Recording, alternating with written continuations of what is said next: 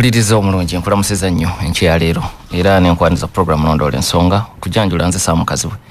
nkwebaza mirimu gyotusizaako engalo wiiki eno yonna nkusasira gwafunye ebizibu ate era nenjuzayiza nammwe abatuuse ku buwanguza mulega badde mangi mu wiiki eno wano n'okwetoloola ensi mu kibuga Kampala wiiki twagitandise mugaga mu Kampala hamu akuba ekibaati ku mwala gwa Nakivubo naye wiiki gyegwereddeko nga KCCA efulumiza ekiwandiiko ekiyimiriza emirimu gino era olunaku ate olw'eggulu abakulu mu kitongole kya KCCA ku ludda olw'ekikugu era babitaddemu engatto ne bagenda maka g'omukulembeze w'eggwanga okumusisinkana era ku nsonga zezimu za mwala guno ogw'e Nakivubo. So nga mawulire amalala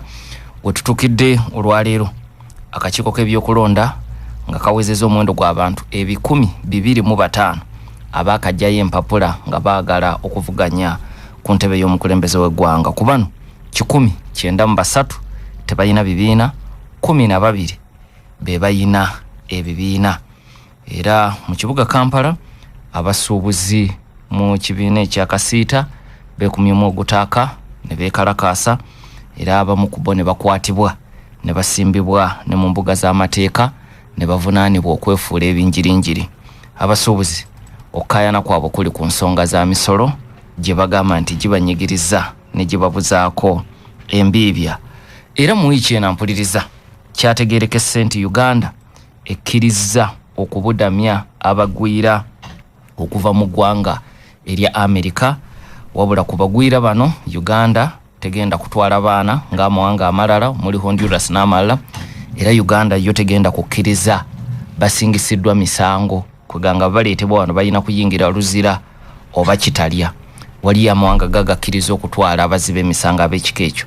omuli eggwanga erya Eswatini, edda eryayitibwa nga Swaziland, eggwanga erya El Salvador, eggwanga erya Panama, eggwanga erya South Sudan. Ago gamu ku mawanga gagakkiriza n'abo abaziza emisango. Kakati Uganda, Rwanda ffe tetwakkiriza baziba misango, wabula twakkiriza abo abeetegefu okusenga wano kubanga abantu bano Amerika beetuleetera beebo nga yo tegenda kubabudamya ensonga ze bawa teziraba mu makulu, naye ate nga bo basigala bakiremerako nti okubazza mu mawanga gye bava kya bulabe. Kati Amerika egamba ketwala obuvunaanyizibwa ebanoonyezeeko awala obasobola okufuna ebibanja. N'olwekyo tugenza kumalako wiiki nga kikakasiddwa nti Uganda egenda kubudamya abantu bano muwendo si mugere mu mawanga amalala mugere. Kati nga Rwanda yo yasabye abantu 205 bokka, ku lwa Uganda omuwendo ogwaffe si mugere, kitegeeza gusobola okukyuka n'okulinnya buli ssaawa. Era mu buufu obwo minisita wa Amerika ow'ensonga ez'amawanga amalala Marco Rubio yatendereza President Yoweri Kaguta Museveni naga nti enkwata gyakuttemu ebintu afuusi kyakulabirako naddala ku nsonga y'ebyobutebenkevu, era nga bino abadde abyesigamya ku bintu ebiwerako omuli n'endagaano eno Uganda gye yataddeko omukono n'eggwanga erya Amerika ey'okubudamya abagwira. Era nga tutandika wiiki eno Kago Muwumuze Tofiri Malokweza yaziikiddwa mu ssaza lya Ssaabasajja Kabaka ery'e Buddu. Ate mawulire wabweru w'eggwanga ku ntandikwa ya wiiki eno President wa America Donald John Trump yasisinkanye omukulembeze wa Ukraine mu maka g'obwa president. Ensisinkano eno era Trump yasisinkanye n'abakulembeze abawerako okuva mu mukago ogwa Bulaaya saako n'eggwanga erya Bungereza. Lwaki Bungereza njawudde? Bungereza omukago gwa Bulaaya guvaamu newankubadde esangibwa ku ssemazinga wa Europe ne mukago gwa Bulaaya teriimu. N'olwekyo mu nsisinkano eno President wa Ukraine Volodymyr Zelensky yawerekeddwako mukulembeze wa Bungereza Keir Starmer, yawerekeddwako n'abakulembeze abalala ku lukalu lwa Bulaaya muli Chancellor wa Germany, muli omukulembeze wa Finland, muli omukulembeze owa Italy, omuli senkulu w'omukago ogwa NATO ne President owa European Union. Abo bonna babadde mu nsisinkano eno eya balaza eno ebadde nyongereza ku nsisinkano eyaliwo ku Lwokutaano oluyise Donald John Trump lwe yasisinkana Vladimir Putin omukulembeze wa Russia mu ssaza erye Alaska mu ggwanga erya Amerika byonna byetololera ku lutalo olugenda maaso e Ukraine kati olusoba mu myaka 3. Gegamu ku mawulire wano n'okwetoloola ensi mu studio enkyaleero nina Honorable Betty Ethel Naluyima mubaka mukyalo wa district ye Wakiso, nina Honorable Mpindi Bumali akiikirira abantu abaliko obulemu mu Parliament ya Uganda. Tusubira okwegattibwako Honorable Robert Migadde Ndugwa, ate era tujja kwegattibwako ne Honorable Joseph Gonzaga Sewungu bwe tujja okutambula enkyaleero. Honorable Naluyima boza kubatwoleriza. Neyansanyo neyanzeke Dr. Kazibwe mwena abawuliriza radio yaffe y'obujjajja mbalamusizaako. Erinnya nze Betty Ethel Naluyima Nsubuga mukyala wa Bemamba. Mu ngeri y'enjawulo okkiriza namuse ku bannawakiso betukola nabo emirimu kubanga be bampereza mu Parliament ya Uganda, ate n'ekirala kkiriza nsooke nkuliseeyo ennyo ddala mwenna betubadde nabo mu buvanjuba nga tuli mu nsonga z'akakiiko ka Park Local Government nga twetekereza ebifa mu Park. Naye ate nsaasira ennyo bannakyaddondo bannange olw'akaggo omuwummuze ate era eyaziikibwa mu wiiki eno, ate nze sirema kusaasira kibiina kyange ekya National Unity Platform olw'okuvibwako omwana Marinos President Kyagulanyi wamu ne ttiimu yonna. Mbasaasirako kuba omwana ono y'omu ku baafudde ate ne batujjukiza amaziga ge twakavaamu agase Girinya olw'okuba abaana bangi babonyaabonyezebwa mu mbeera emu oba endala ne beesanga nga bambi abaana tulina obbaziikanga bwe bati buli kaseera. Omwana naye twamusiibudde, yaziikiddwa mu Kaseese. Ate mu ngeri endala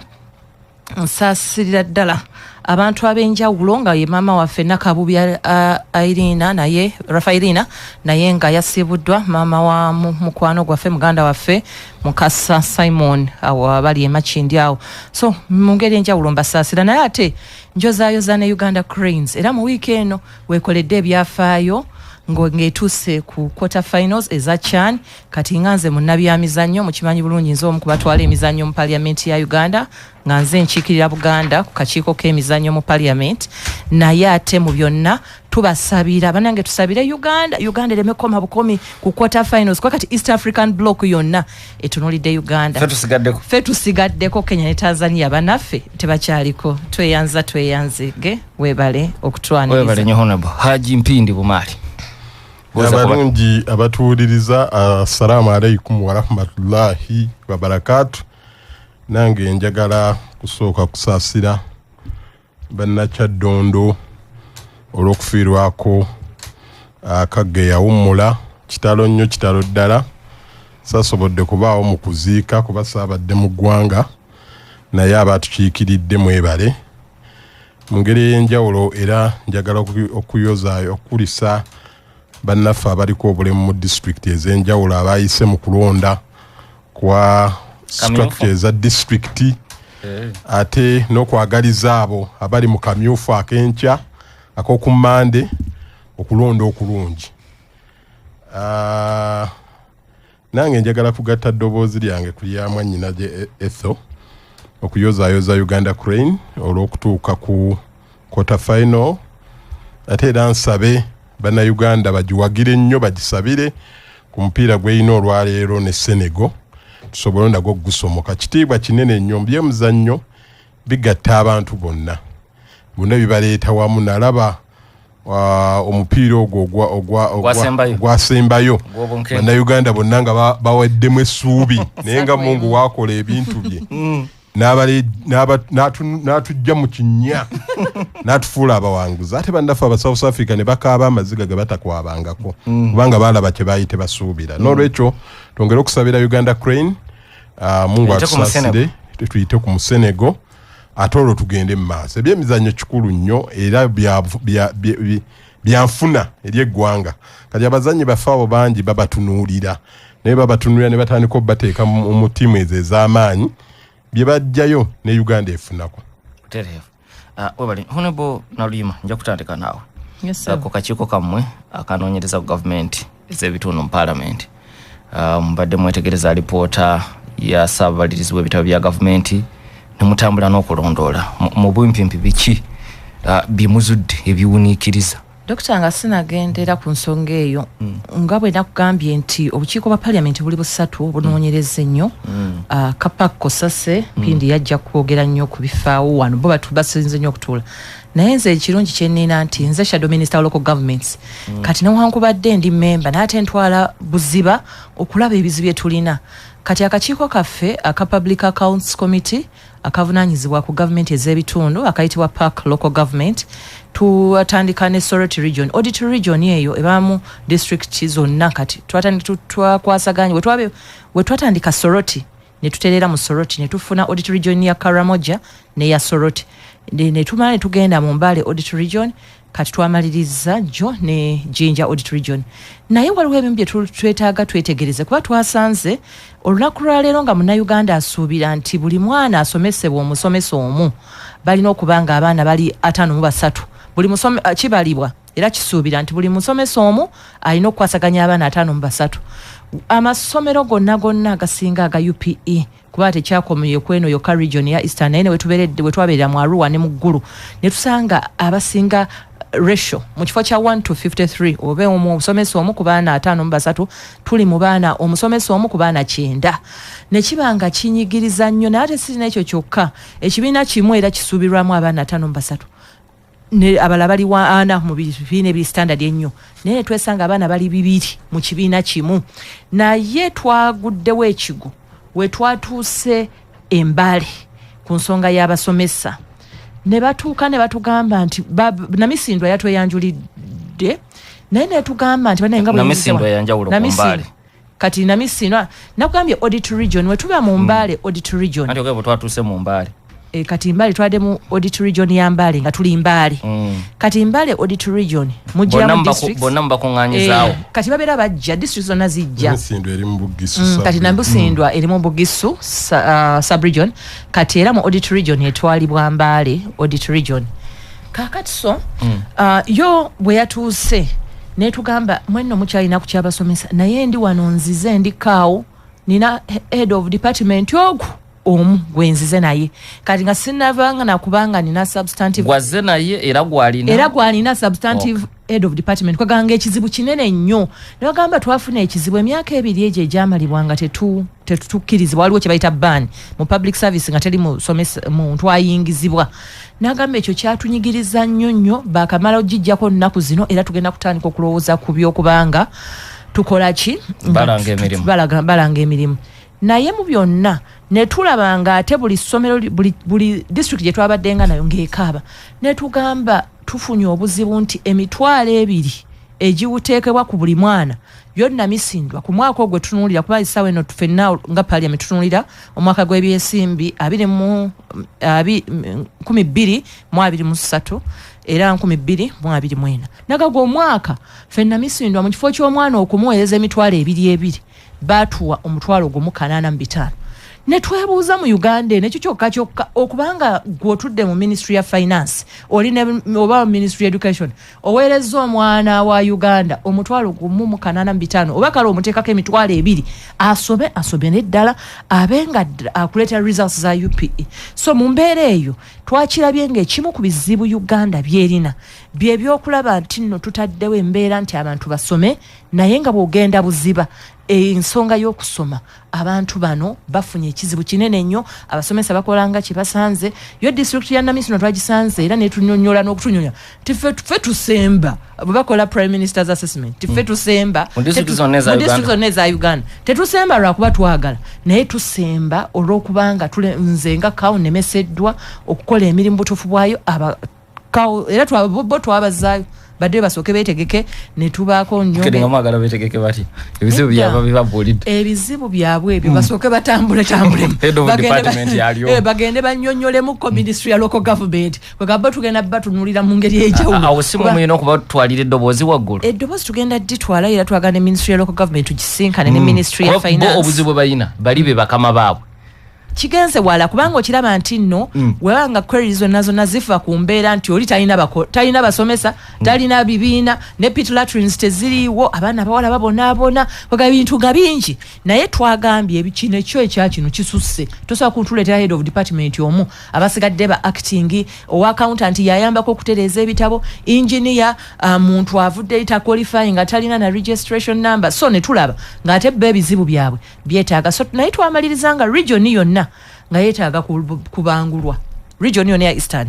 twasabye ministry ya local government egende mu ministry ya finance enonye sente esooke mala okubangulamuko abakozi abo kuba ebizibu bisusse okubanga yo region ya Eastern erina ebizibu kati nenkuba tewe yatanye twabadde saawe eno nga ogwe twagize mu Jinja nga tuli mu kusinkana Buyende ngate lino okuddayo kusanga akaato nga batugamba naye bakama baffe wadde mutuyise naye nkube tandise okutonya ennyanja bwene tabuka tetujja kusobola so ne tulabanga ministry ya local government wamu ne ministry ya finance twaga tusooke tugisinkanemuko ku bizibu ebifa mu local governments za Eastern region tusooke tusalire wamu amagezi tulabe ekyokukola ng'ovudde ku byenjigiriza by'ebyobulamu byabadde yaddeko n'ebirala kankuwe eddwaliro lya Kabongo nga tukyali Soroti we twali tunuulira Soroti audit region eddwaliro limu nga lirina okukola ku districts 3 naye nga eddwaliro lyennyini terina basawo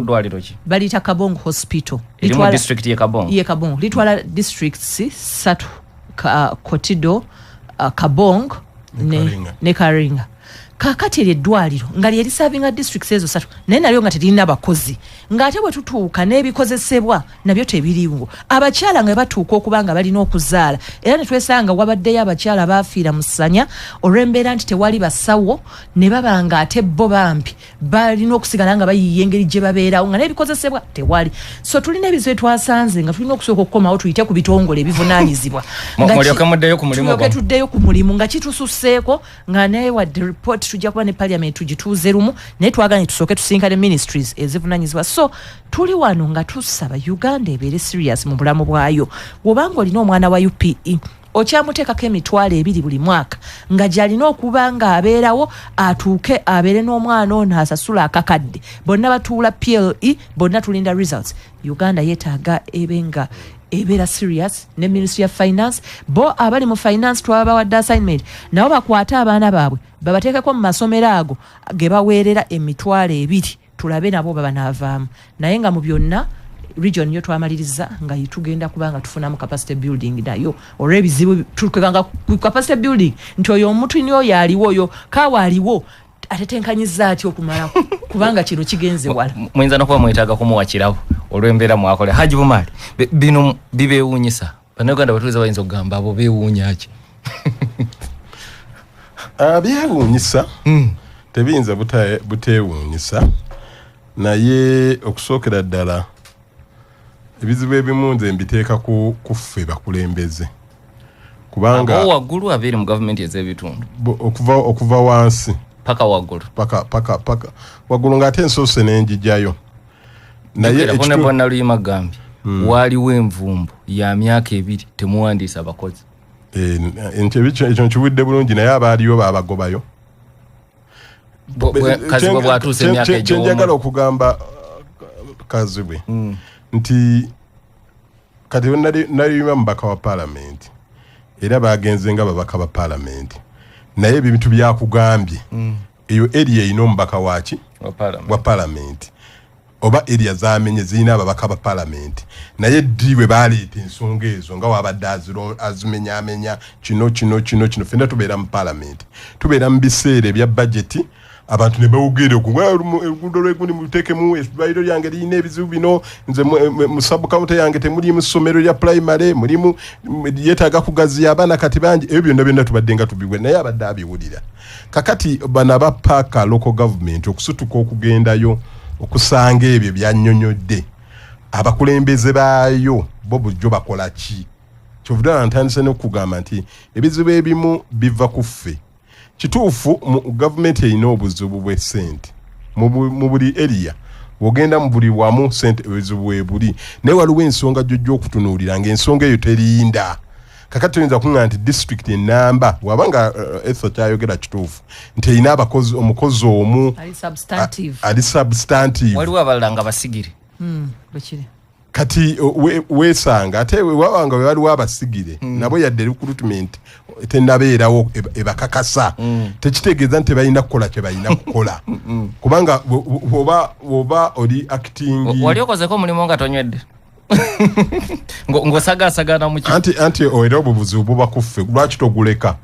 nogaa guno bannayenze acting position eyo gye mumpadde nze sijja gisobola kubanga sinywedde by the way abantu abamu baagala n'okusigala mu bifo ebyo Dr. Kaziwa obadde tokimanyi eriyo abantu ng'amanyi nti we bateekawo process ya recruitment tayitamu n'asigala ng'ali awo ng'ali comfortable eriya gy'alimu naye nze okutuula mu office n'ofuna omusaala n'okola ki ate n'otaweereza kizibu kinene nnyo ate abakozi baffe abo aba local government abasinga obungi bwe batyo bwe bakola ekyo kino ekyemitwalo ebiri egy'abaana okusoma nakutuuka gumu 8.5 kutuuka ogumu 8.5 ekyo kiba kyewuunyisa era simanyi lwaki kyatambula bwe kityo naye ekyemitwalo ebiri abantu bagenda olumu ne bazitunuulira ng'essente ze basasulira omwana nti asome era mpulidde ne mwannyinazo wanakyogeddeko nti aba finance abo bayinza okusasulira abaana baabwe emitwalo ebiri naye gavumenti esasula abasomesa esente ezo zikola ku bintu bino ebidalalala mazzi masannyalaze kusaawa kaawo naye tobozikubiriza mu baana bano babadde agamba abayitirivu ennyo abali mu ssomero oyinza okwesanga nga essomero lifunye sente nnyingi okukola ku bintu ebyo naye newezandibadde nga zifunye entono bwateeka okubaawo enkola esobola okutegeeza ab'oku ntikko nti tuyina ekizibu kino nze ndabyawo mu palamenti emirundi mingi ebintu nga bikyuka kazibe mu komiti zaffe nze ntuula ku komiti ya Park Kosase naye omuntu asobola okujja accounting officer wa entity nannyonnyola ebintu bye nannyonnyola enkya ne muyita finance ne mubagamba lwaki bano temukola kino ne kino finance n'ekikolerawo olumu ne bagamba ffe tubadde tetumanyi kakati obukulembeze omuntu office gy'otuddemu evunaanyizibwa kinene nnyo okulaba ng'eteekamu ebyo ebintu so si kulinda paka local government oba kosasa oba central government kugendayo kuzuukusa osobole okukola ky'olina okukola waliwo ampeereza message wano nanga n'erinnya lyange tolyogera naga nti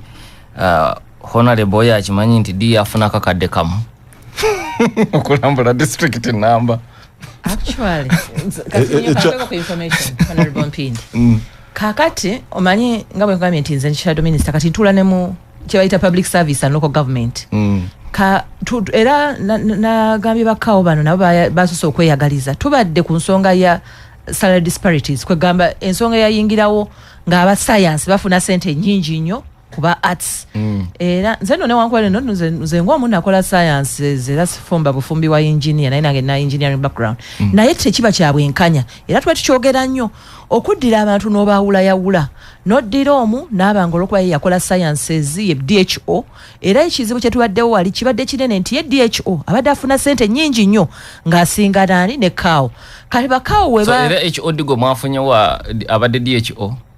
HOD yabadde CDO nedda teyabadde ate DHO kakati badde tebaliiwo bali babadde acting omusawo ye yatandika okufuuka acting yakolanga naye kakyemadengeza kukuleetera nti nno ebizibu bye tulina ebyo olaba kati oyo DEO n'abanga ye afuna sente ntini nnyo kyokka ate omusawo we mu health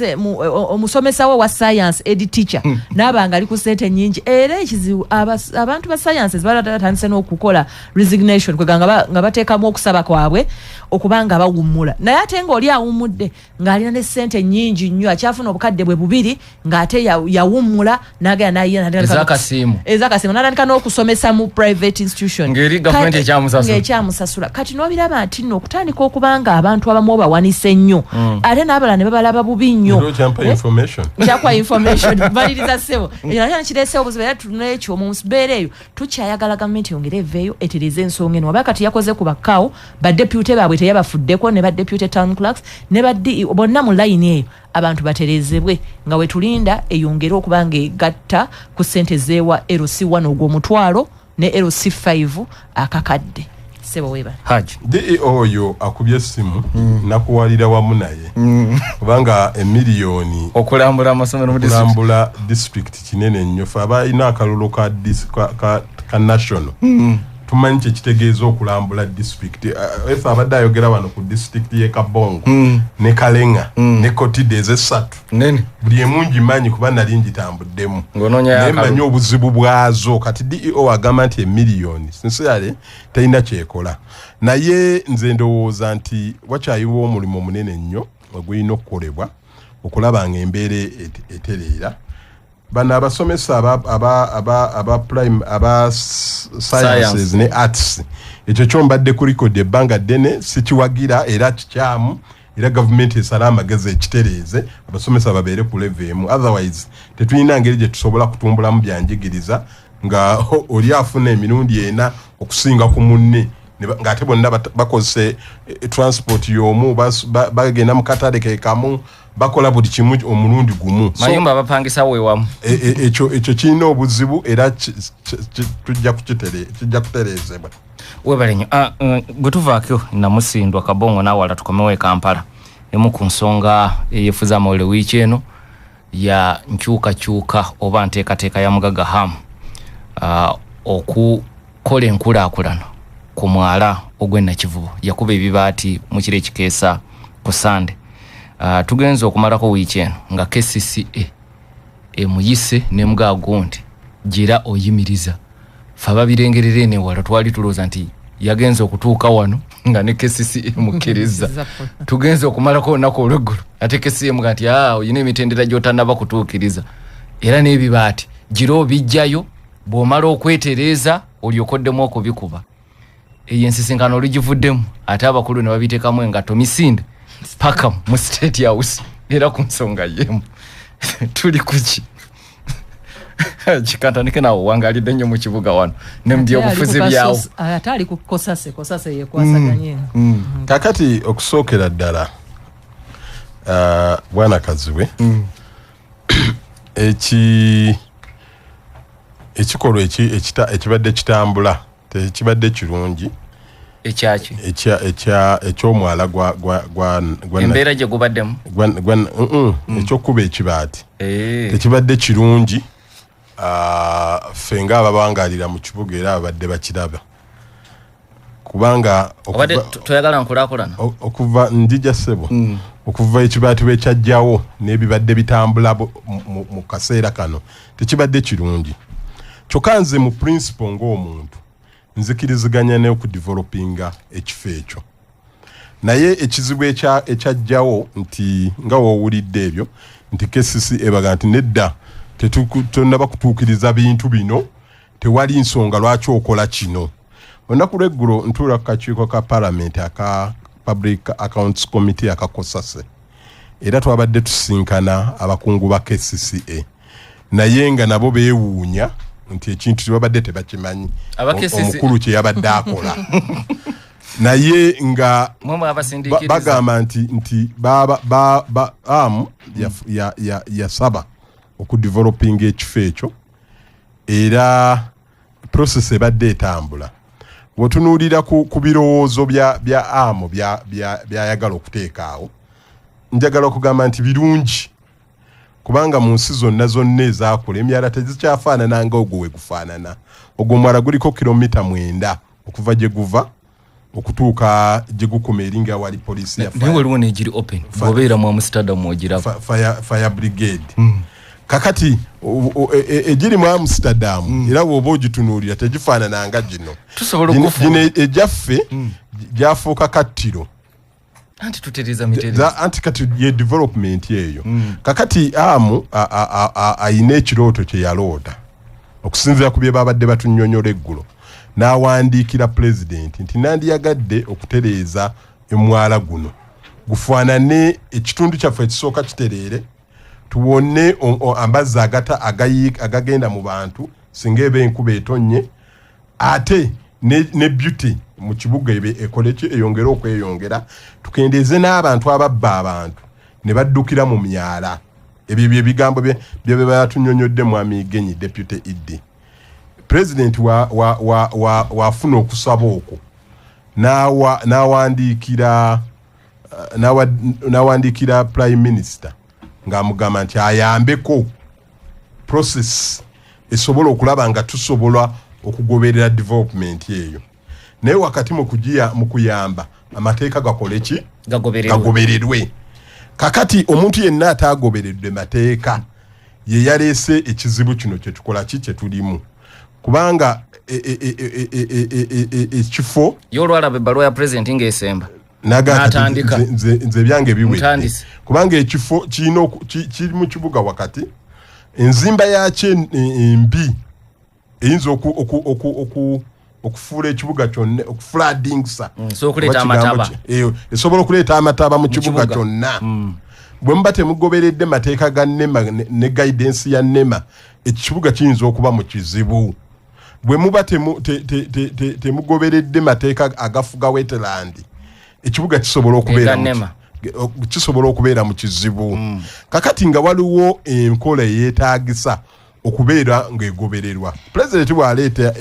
egundi eyo wawa directive eyo kigambibwa bino si lwakuba ekiba tikyazize eggulo ne byatandika dda ne babipresentinga mu council n'ebidiscussinga nekkiriza badeveloping ekyo era kitabudde nnyo meya bakansala authority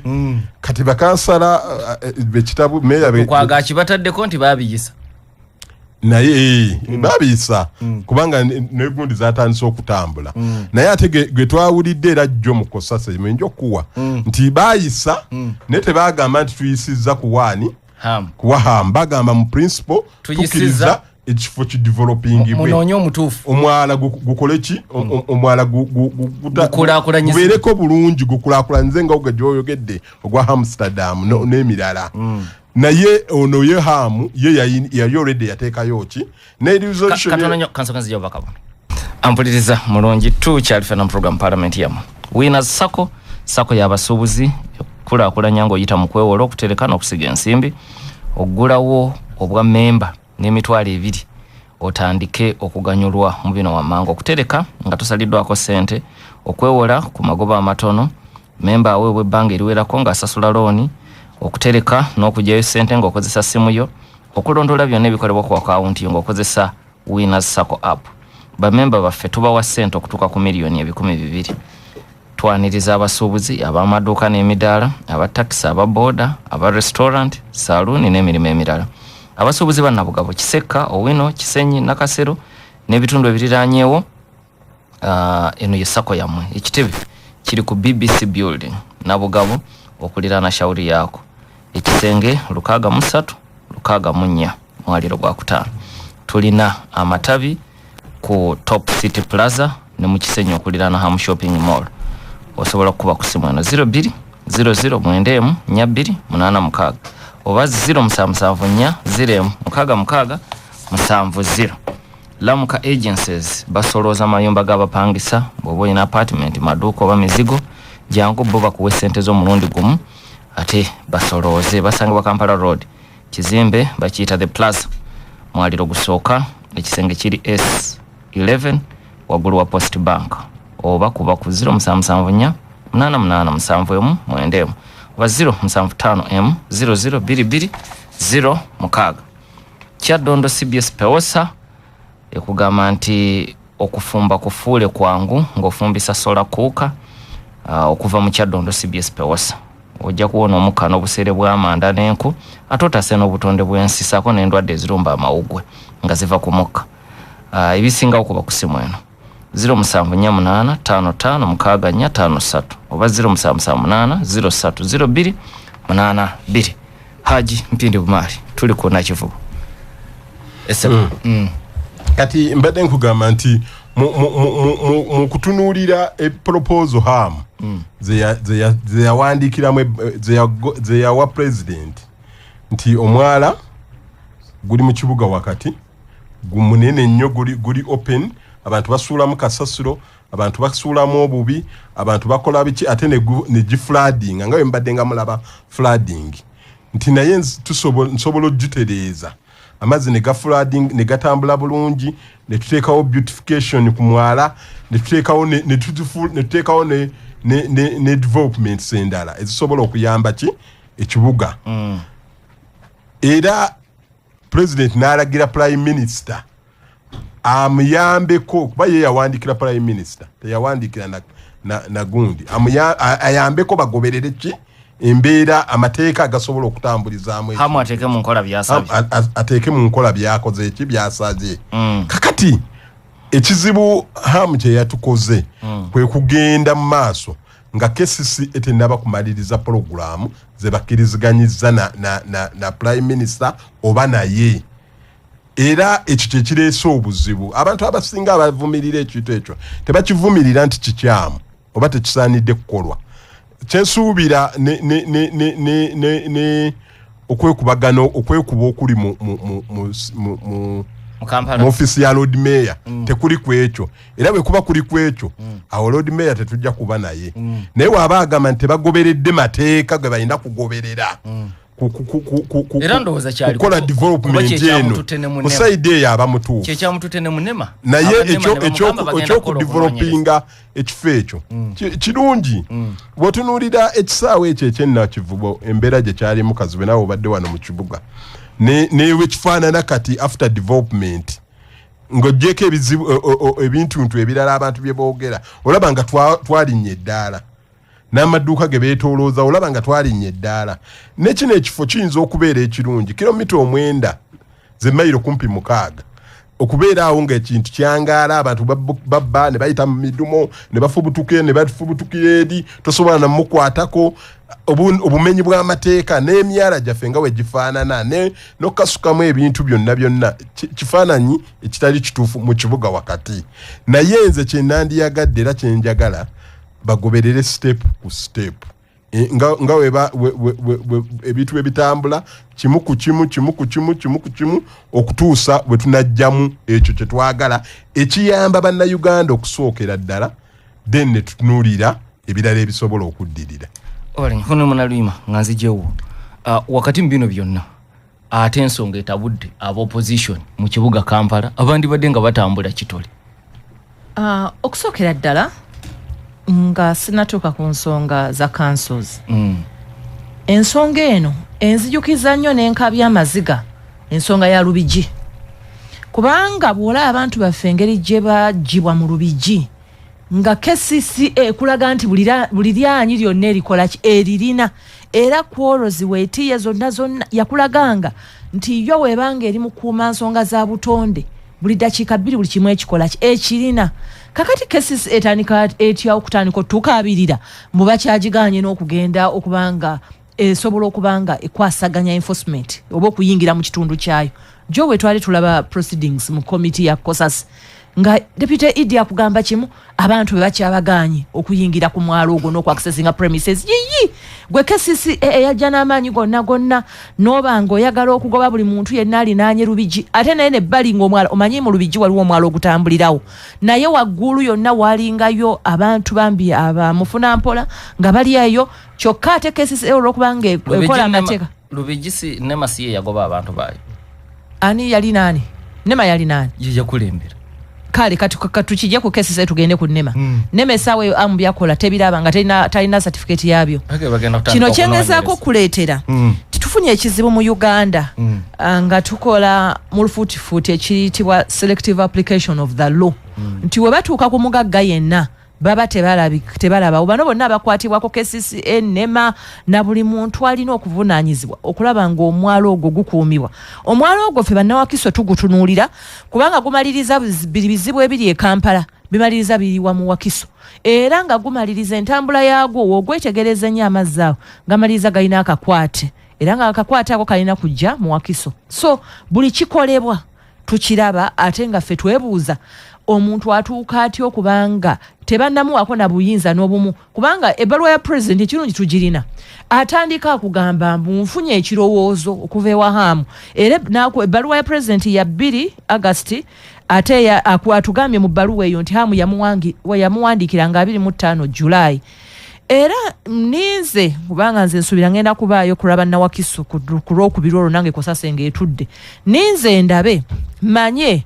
kubanga bwe nakugambye nze ng'ogyeko okuba nti nfumba mu bayinjiniya ate nange nakitokyo engineering background ninze ndabe hamu atuuka atya okubanga ataddeko ebibaati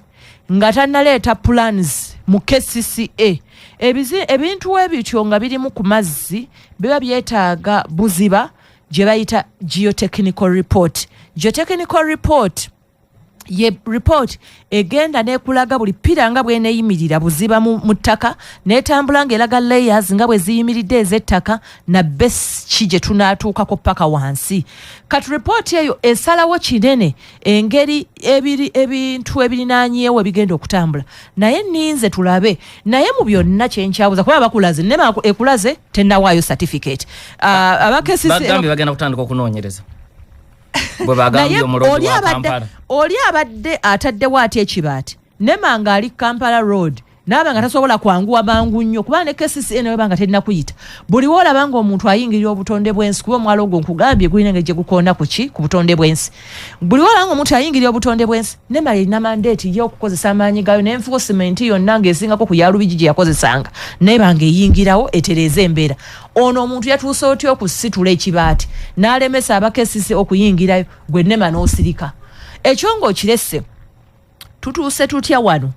nti omuntu omu atuuka n'aba nga ye amaanyi gaalina mangi nnyo kati ekyo kyogera buziba eri eggwanga nti tulina abaana ba Uganda n'ebyana bya Uganda ebyana bwe bituuka nga byo byebase nga byebaka mu lubigi birinaanye amazzi abo mubigobawo mangu ono waatuuka nga ye mugagga olw'okuba alina erinnya ne mwanguwa twandisabye era ffe tulinze tetwagala bino bya ping pong twagala kulaba nga asose nayimiriza project yonna waaba agirina waliwo stakeholders involvement abasuubuzi abo batudde abantu abatuula ku mwalo ogwo tusuubira nti nabo osobola okulaga wa we bagenda okukola ki okulaga n'okubeera n'olaga nti abasuubuzi bano nammwe kapaati kano ke kagenda okubeera nga kammwe n'olaga nti abasuubuzi tetukola bukozi gwa kubagobawo naye puroguramu yammwe byemiridde bweti ekisono ze bayita development ennungi developments entuufu naye nga tezibeerawo nga ate ggoleese muntu mulala kubonaabona kano akatunda kolaba ye kaatunda ku street bwe bulamu bwe kwe kubeerawo kwe nzirayo ku nsonga ya councils ya opposition ekiremesa bana bifuza okwogeza eddoboozi limu ku nsonga nga bw'ozoogera ensonga eno omanyi ensonga eno ssaawa ya kalulu era twetaaga ffe tutunulire buziba kanso yayisa ki kanso mandeeti yaayo ate nno si ey'okuyingira buzibe erabe pulaani eneebeera etya buli kimu kanso omulimu gwayo guba gwa kugamba nti ettaka lyaffe lino eriri ku mazzi kubanga nga bw'omanyi nti kye bayita ownership ekintu osobola okubanga ne space yonna yiyo n'obanga kati gano mazzi newetwala Victoria eyo tulinako nti gano mazzi ga Wakiso gano mazzi ga Kampala gano ga Mukono gano ga Jinja bwe bityo kakati nago wadde kansi ssaawa eno omwala gwayo twetaaga tutunuulire nga tetunagenda maaso ne ping pong twetegereze kanso yayisaako n'egamba nti bannange ebyahamu byagambye ebyo ebyokugobawo abantu bye tuliko oba kanso baagireetera nti mu maaso eyo tulina okulaba ng'omwala guno tugubikka basobola okuba nga baleeta na buleesi ekyo ti omwala guno gubikkibwe abantu bayitengako waggulu nga tukoze development ng'egubikka woba mu kanso ekyo oyinza okigaana nga bakuleetedde nti bannange omwala guno guli mu buzibu era nga bw'olaagutandika naye nga tebalinakuleeterako nti oli agenda kugobawo bantu agenda kuba nga azimbako agazimbe gaggadde agenda kuba nga ateekako maduuka asobole okugyayo sente ze nga tebakuleetedde details ezo so nze nja kusaba nga tetunagenda wala kukola ping pong tube nga twetegereza kansa eno yatuula era minati yayo efaanana etya kubanga bwe tugambye nti essaawa eno ssaawa ya kalulu buli omu ajja kwangwa mangu okulaba nga agamba munne naye tusooke twetegereze kiki ekyakolebwa kiki ekyayogerwa kiki ekyayisibwa presentations ate ekirungi kanso teri wala tulira kyemmanyi cases eri ku level ebanga erina video presentations mu kintu nga kino tugenda kufeetegereza buziba kubanga manyi side ne side wagenda kubaawo naye nga kyatukoze bulungi nti akakiiko ka Kosase kakiyingiddemu ensonga eno kagiyingiddemu ne kabanga ku Tuesday kagenda kubanga kayita buli mukugu avunaanyizibwa na buli ba political wing evunaanyizibwa eyongere ennyonnyole naffe ng'abakiise b'abantu tugenda kubeerayo kubanga bwe biti ebintu bya kiteezi we byaleetebwanga eno babikweka tuffe tubyogerako nze nze omu kubaayogera ennyo ku nsonga ya kiteezi nga tewalinabaawo na buzibu n'engitwala mu paaliyamenti ya Uganda naye nakati ogiraba tennakolaki tennakolebwako nagyogerako ng'abantu tebannafa njogeddeko ng'abantu bafudde aba KCCA abo atekkiriza ne kano nkaleeta KCCA eyo ku nsonga ya kiteezi tennateekawo wadde monument tennateekawo wadde okulaba nga abantu abafiirayo abantu 12 abafiira wansi eyo ne tutabaziika nti babano baba compensating naye ate essaawa eno okusinziira ku Gennasembi okufuna nga senagenda mu bugwanjuba mu buvanjuba bw'egganga ne batandika okubanga kati ate bafulumya notices nti abantu babagobewo mujjukire bino byonna nga tubirimu kasasiro ye yalumba abantu mu ttaka lyabwe ate ne KCCA we twafuna ekizibu negenda ng'emenya ennyumba z'abo abantu abaali balinaanye kasasiro nga tebali mu kasasiro mwenyini we yagwa naye nga balinaanye ne bateesa nti kasooke tubaweeyo miliyoni 2 mu abaali ba landlords tugenda kubanga tubongera ssente naye otuusa otya ku ssaawa eno sente ze wabasuubiza nga balandlord okubawa tonnazireeta tonnazibawa naye gwe ofulumiza notice nti muveewo siwagira n'olunaku n'olumu bantu kusigala nga balinaanye kasasiro kuba tebali mu kasasiro bwennyini balinaanye kasasiro oyo naye ensonga y'okubanga oganya okubasasula sente zaabwe nabo baveewo baviire ekizibu ekigenda mu maaso ate n'ekizibu oganya okukikolako amazzi gajatambula nga bwe gatambula kati gino biseera bya nkuba embeera amazzi we ganjala ne gayingirira ate amakuba kizibu kitambula ne kiva wano kasasiro waali ne kigendera ddala mu Kiteezi Center ekivundu kikyaliwo gwe KCCA lwaki tofa ku bantu naye mu byonna nze nziramu nga ngamba kuyagala kubanga olinya ku constitution local governments zali zirina okwetongola gwe wasalawo obe ng'oziwamba kino kye twatuukako mu Uganda. Webale nnyo webalire ddala Honorable Mpindi Bumaale ensonga ng'obumuzogedde mu KCCA waliyo kiki ekiremesa bannabyabufuzi mu Kampala okutuula omulundi ogumu ku nsonga ezimu ne bagaa nti ensonga nkulu katugitunuulire nga bweri ku lw'abantu betukiikirira ekyo kintu simanyi nakati nkyakyebuuza nawe okyebuuza nkyakyebuuza kubanga ebbanga lyemba bwe nayingira parliament yawo na Mungu yansaasira nagenda kakiiko ka Kosase era ebbanga lyonna buli wabadde nga bazza obujja nga banzizaako nenkasigalako naye tubadde nga tugamba oluuyi olw'ekikugu n'oluuyi olw'ebyobufuzi nti mukwatagane mubeere omuntu omu kati ate ekyennaku ekyazzeewo nti ate kakati ne kanso nayo n'ab'ebyobufuzi nabo batandise okweyuza naye nze ndowooza ku lw'abanna Kampala ekintu ekisinga obulungi balina okutuula awamu ne bakkiriziganya ekyokudevelopinga sikwejjirayo biso wakati ekiri ku mutimbagano sikwejjirayo biso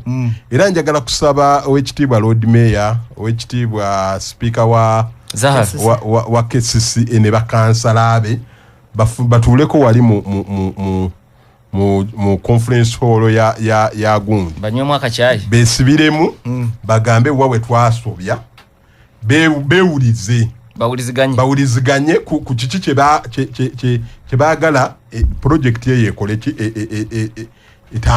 etambule etya kubanga kyo mu principle nga wenkugambye mukulu Kazibwe oba oyagala oba toyagala omwalo ogwo gufaanana bubi guteeka okubanga tegulina kusigala bwe gutyo tegusobola kusigala bwe gutyo oba oyagala oba toyagala n'okuteekako amaduuka by the way nze ng'omuntu era nakyo sikiinaako buzibu naye mugataddeko mutya kubanga kati wano wetuli wano kati tuli ku fulo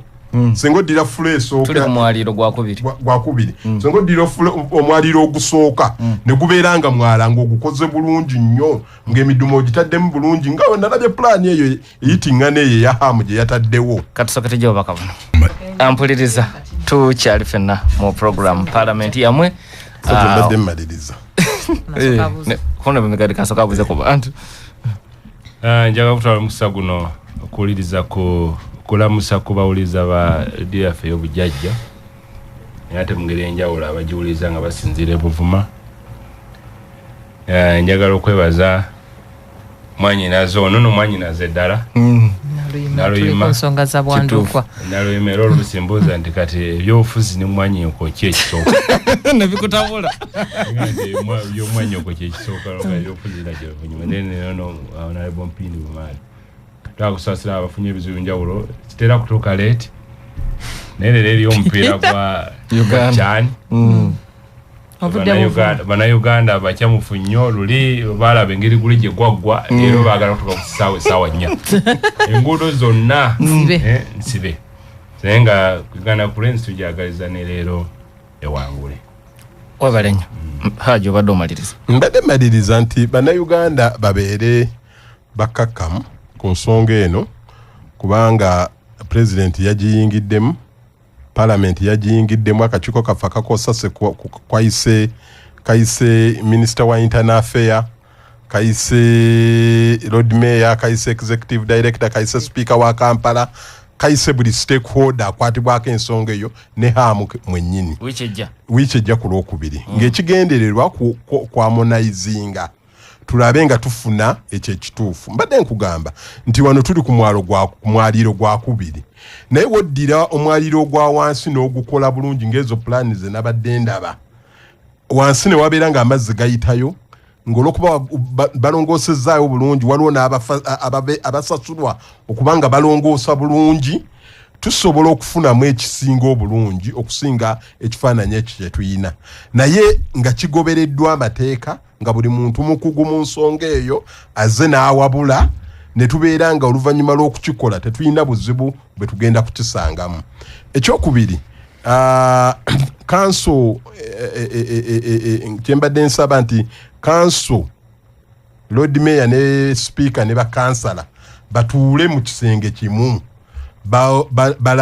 batuyambe ebintu bino babijje muki mu mawulire kubanga kati okugamba nti ate ne saatulabo ate nze saawulira ate Uganda zino nsonga za Uganda za Uganda kakati naye level kwe kiriko kisaana kimalizibwe mu mbeera esinga obulungi kubanga okweyuza saalibo nze naliwo nze sakola bweti nze sakola mwe mwalya singa obubbi gwe nawe oli mubbi nnyo ebyo byonna tebigenda kuyamba kati competition yani asinga obubbi tebigenda kuyamba kujjawo kizibu kyetukolaki kyetuliwo waba waliwo awaasobebwa kanso weba yayisa resolution nga wekigambibwa resolution yayisibwe yaki ya development ya kuziba mwala kuguyiwamu mayinja na ttaka guveewo yayisa resolution ki ebyo byonna betulina okutunuulira naye nina essanyu nti ku Lwomukaaga kusole ku Lwokubiri buli omu ajja kuweebwa omukisa annyonnyole eggwanga litegeere ate tuddeyo we twawabula n'omukulu developer Amu Kigundu yes development yeetaagibwa naye tuddeyo tugoberere step ku step ey'amateeka nga KCCA we yakusabye nti sooka ogoberere emitendera ojjemu gundi ogoberere emitendera jamu ogoberere kubanga kyoyagala fe abantu abasinga obungi abaagala okukulaakulana kw'ekibuga tukyagala fe abatambuddeko abalabye engeri gye badevelopinzeemu emyala n'engeri emyala egyo gye gifuukamu ssente tulaba nga proposal nnungi naye egoberere buli tteeka eryalambikibwa. Webale nnyo Honorable Migade nsonga ogiwulidde bibaati byakubiddwa KCCA ga kati biveeko gyoli byakubiddwa temanyi ndi physical planner physical and urban planner by profession byobufuzi bino nabisanga busanze eno bikuwamba buwambi oba bikubuza bubuzi sawa ejja kutuuka oddeyo biveemu nyinza obutaddayo naye nja kutuuka biveemu naye waliwo ekimu ekitali nvaako ti qualification yange terikyuka nti ndi urban plan ndi mutesitesi wa bibuga kakati ekikulu kya byonna waliwo byenzize ndaba olwaleero twayisa ate ndi deputy chairperson wa national economy twayisa loan ey'enguudo zino zolaba Greater Kampala ya mapi nti ne Honorable Ethon twatambula naye nga mulimu n'okuzimba obutale abantu nga baagala obutale naye nga abakulembeze abamu akatale akali order kaba misa akalulu akatale akali order yes nga basinga kufuna mu kali disorderly era mu bifo ebimu wesanga nti omuntu agamba n'ogamba nze awo ku kyakatale awo n'okukyepena nga kyepena bantu kuvaawo kuzimbawo katale n'okukyepena akola ki akyepena enguudo ezo era ezizimbibwa nga si za compensating abantu naye nga abantu abakulembeze balina kwogera naki nabo bakkirize bannange kale ekikomera kyo bwe kiba kivaawo mu arrangement kigenda kuzzibwawo omukulembeze nga agamba ako akalulu kaba kafa naye ate we need a road so era fortunately mu bifo bingi abakulembeze bayogera n'abantu mu bifo ebisinga era nga tewali compensation kuba projects ezisinga ez'enguudo oli asaba amasanyalaze naye ng'oli agamba okusimba ekikonde wange balina ate kumala kola ki kunsasula kati omukulembeze we yandibadde agattira bano kino kigende mu maaso kati nakulemberako parliament ey'omwenda nakulemberako select committee majjukira we badde mulishingira Naabagereka primary school nga twaweebwa n'okutunulira mu Nakivubo War Memorial Stadium mu biseera ebyo amu yaleeta plans ezo eza Nakivubo okuzimba bino bizimbe byalina kati yes n'okuzimba ekisaawe kakati mu at that time enkokola zaali nyingi nnyo akyo kakiiko kuno aliko nze nali chairperson kwaliko Nwagaba Winifred kwaliko Honorable Mpuuga kwaliko Kasiano Wadri naye nga abakulembeze bangi bo ate kye baagala tubali tumanyidde akasaawe kafe mu mbeera gye kalimu kakati bano bagenda okukakyusa so nga tetunagenda mu nkola kutunulira nkola kingeri yoli gyafunyemu ekifo ekyo niyo tulina okutunulira n'embeera eri nti wakyaliwo n'abantu abali yozitu embeera embi nga gye bafunamu naye unfortunately kuliko n'abakulembeze era mu mbeera y'emu dokita mbadde mu 9th parliament nalabanga wantuli ku radio ya Bujjajja waliwo ebintu byayitibwanga ebyaffe emu ku byo byali byapa ebya Buganda kakati era twatuulanga ng'ababaka mu kiseera ekyo gamba baganya tuwe byaffe kati one time era tuyita okugenda tubeerewo nga bawaayo ebyapa mu State House nga president awaayo ebyapa bya Buganda nitulinnya bbaasi awo bbaasi zisimula ku parliament nga Buganda caucus ate abaali bakayaniranga n'ebyaffe byapa byaffe ne bagana okulinnya ate ne bagana okugenda ku mukolo nga bali abafiirwa akalulu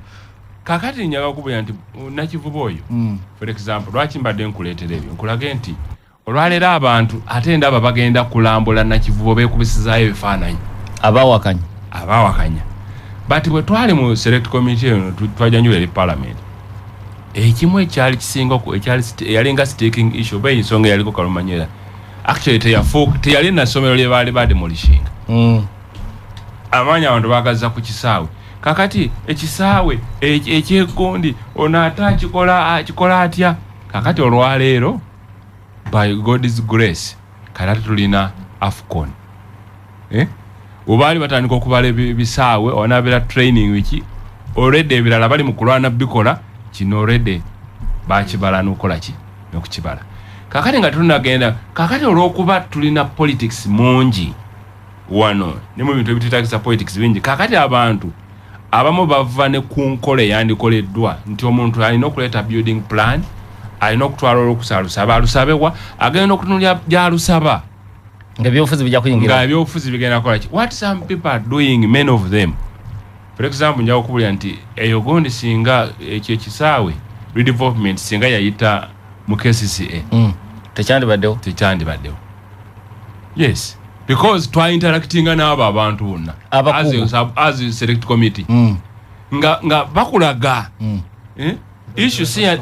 sina ya procedure naye nga bakulano bali against nnyo ekintu ekyo So kakati oli n'agenda wa president olaba presidential directive kati oli yakirabako nti ku kisaawe kyakola na wano kisobola okukola kijja kukola kyakoze bamugambye abijewo is again to go back. No, I know Tajabijao. No, I know Chijamala kigenda kubera procedure so anti nene mugaso kajiwe bibati but ani amugambye okujjawo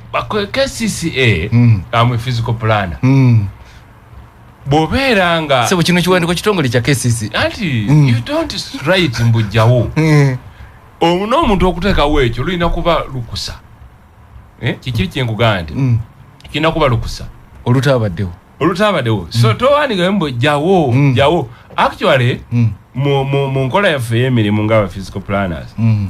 olina okufuba okulanga ennyumba ogidemolishinga nga tenatuka cooperate bwe tuka cooperate awo nyagijjawo na court order kanono bituuse kati ekibaati kyo tebagisawo court order mu procedure osobola okumenya no ekyokola ki omenya ogamba kubeera kiri bakubuuza waliwo ennyumba yatuka cooperate wala kati kibantu bakikubye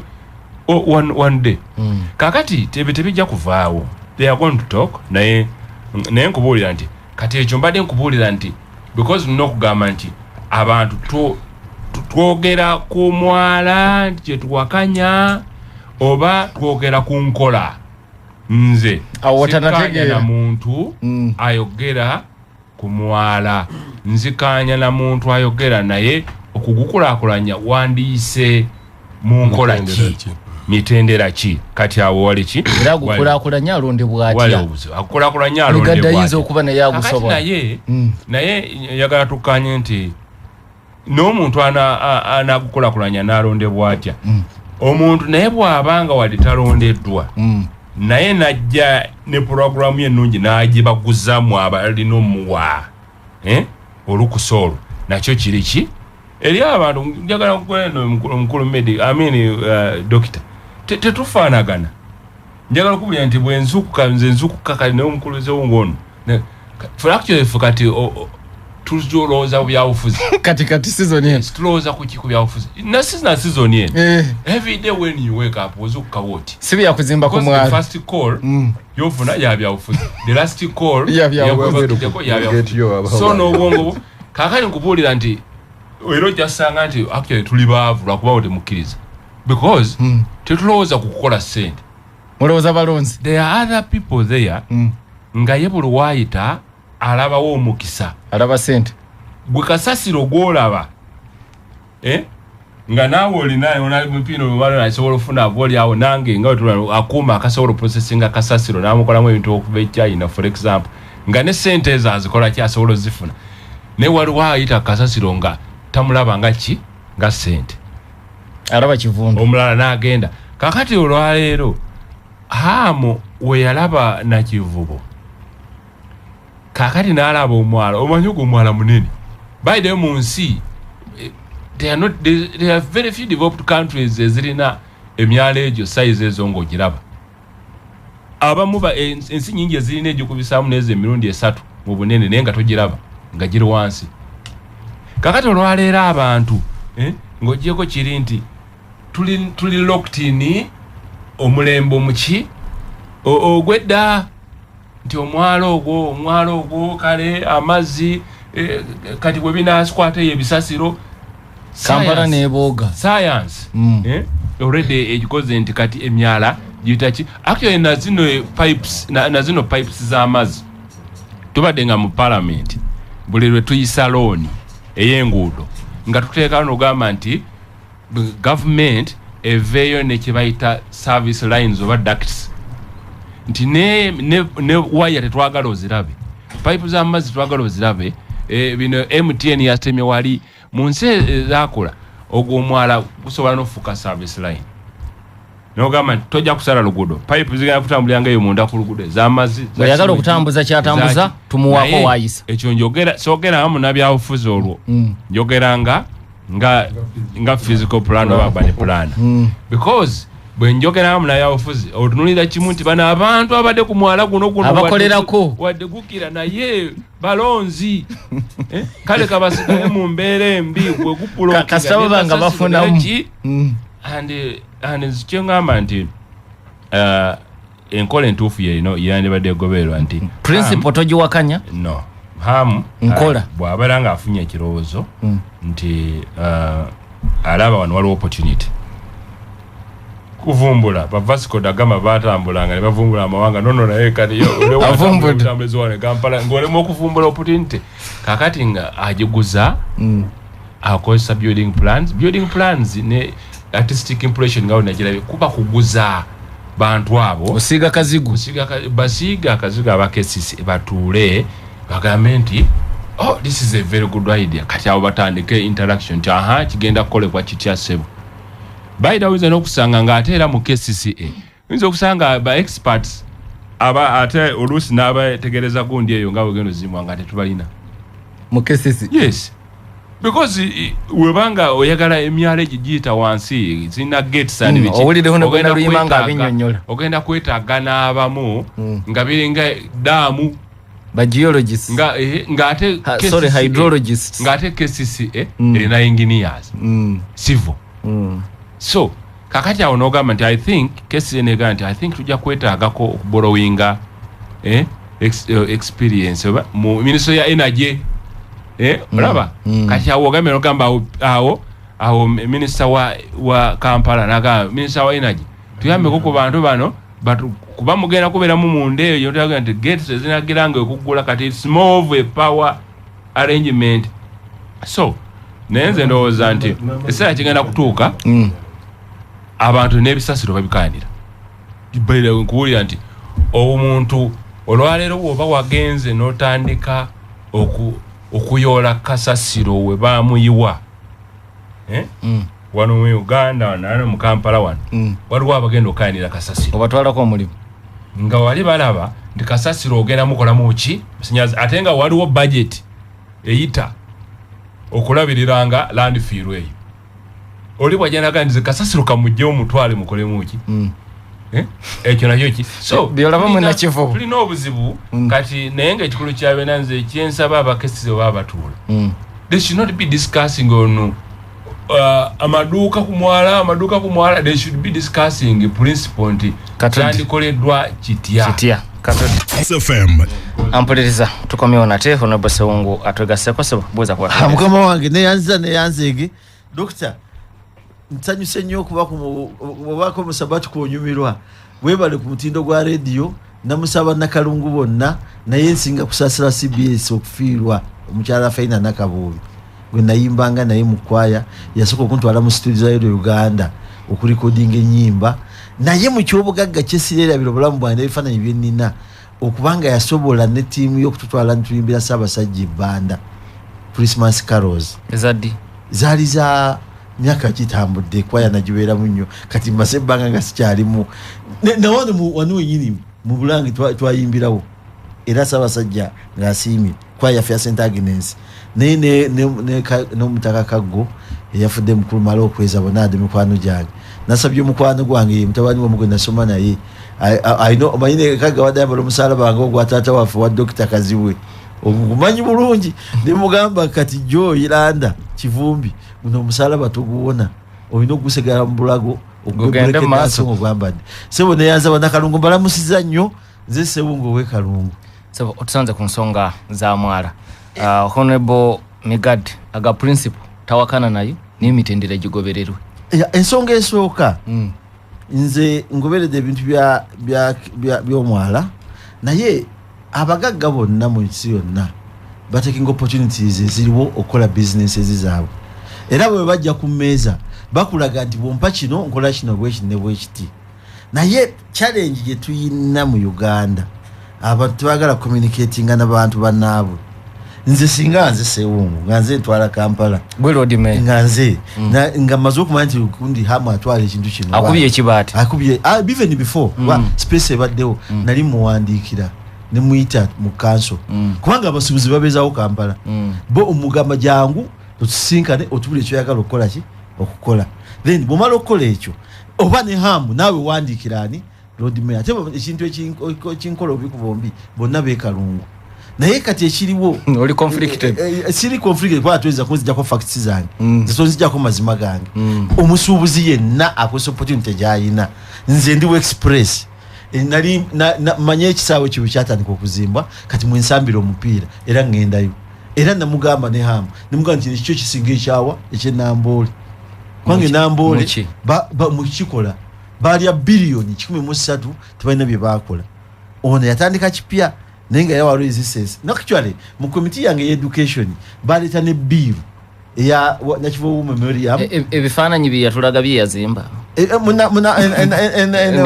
nakivu bituufu saga kulimba kyesakanya naye kyesakanya yateekamu taafu nze nali njagala muddo naye ebyo sinze mbirinako naye ensonga enkulu mu Uganda erese obuzibu ffenna tubulidde mu kintu bayita separation of power ulolu zone weziraga nezo mulala wezikola ki weziraga olwaleero mba mwina bato y'ekintu kyenna kivu parliament erina committee namba ya infrastructure esobola okutuula n'esamuninga parties zonna kosase ebayise kosase ebayise naye nze sikanya nakyo because kosase ono wakosase onalabo era abesunga abesunga bagenda kukola ebitali byabwe naye mu rules waliwo ka waiver zetuyita mu mateeka tuziyita mu Luganda kayita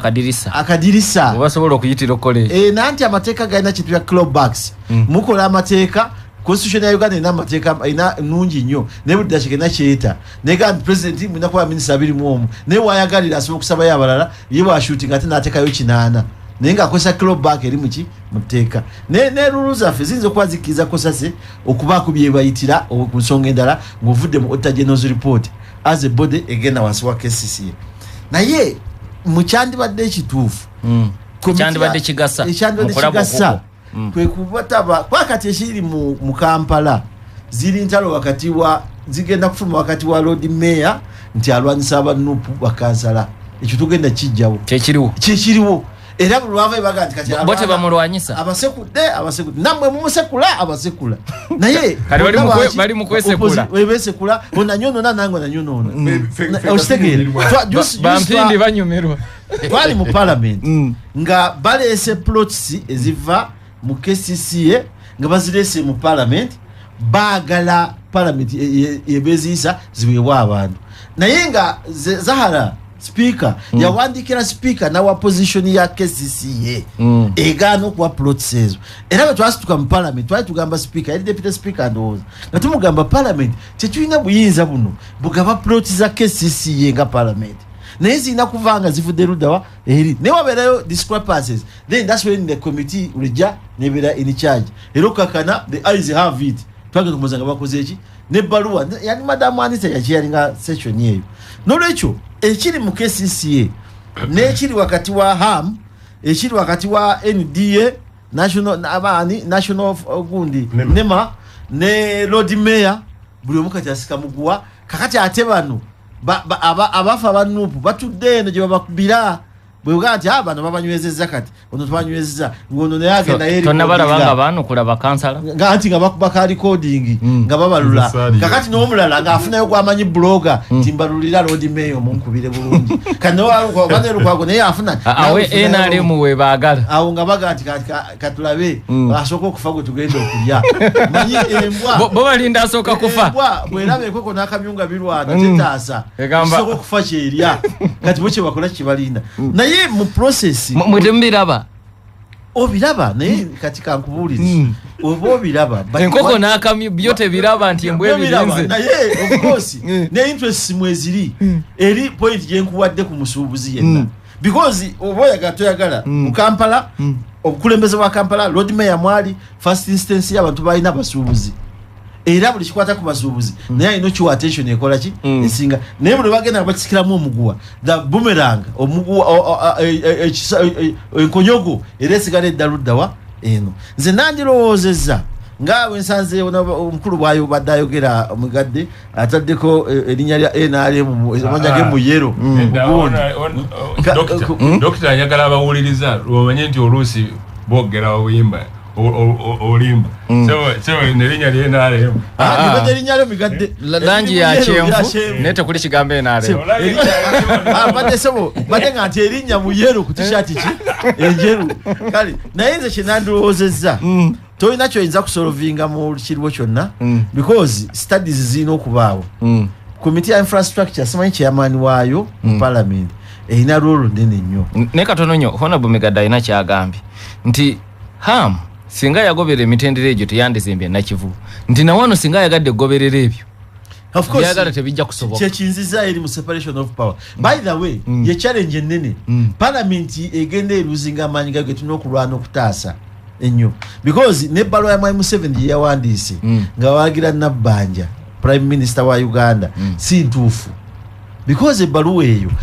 president awabula awa guidance naye eringa wa directive obokitegeera naye ono akola ebyamangu ye bwafuna yagati kyange kikoze eki kiwedde zikangende mu maaso obokitegeera naye mwe mfenga aba parliament bwe tuddayo ne tutstudinga omuntu kyayagala okukola kigenda kuyamba kiti kikyogenda okusevinga yagambye nti pulani yogenda mu mazendalo